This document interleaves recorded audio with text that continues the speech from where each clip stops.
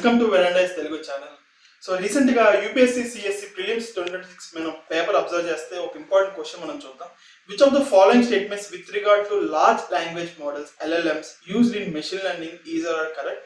Statement 1, LLMs assign probabilities to the next possible words and then pick the one with highest probability. Option 2, LLMs process data through mathematical optimization to minimize prediction errors. Statement 3, LLMs produce unbiased outputs.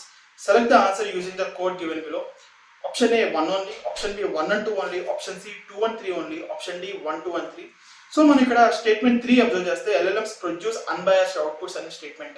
But మనం ఏదైతే data ఇస్తాం, for suppose Indian data ఇస్తే India మనం ఇచ్చిన database తగ్గట్టుగా output వస్తుంది, foreign data ఇస్తే foreign కి తగ్గట్టుగా అవుట్పుట్ వస్తుంది.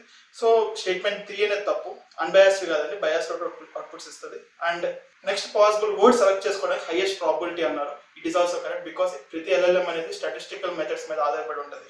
అండ్ స్టేట్మెంట్ 2లో కూడా mathematical optimisation to minimise prediction errors అన్నారు. Option B 1 and 2 only is the correct answer. Thank you. మరిన్ని వీడియోస్ కోసం please follow to Veranda IAS Telugu channel.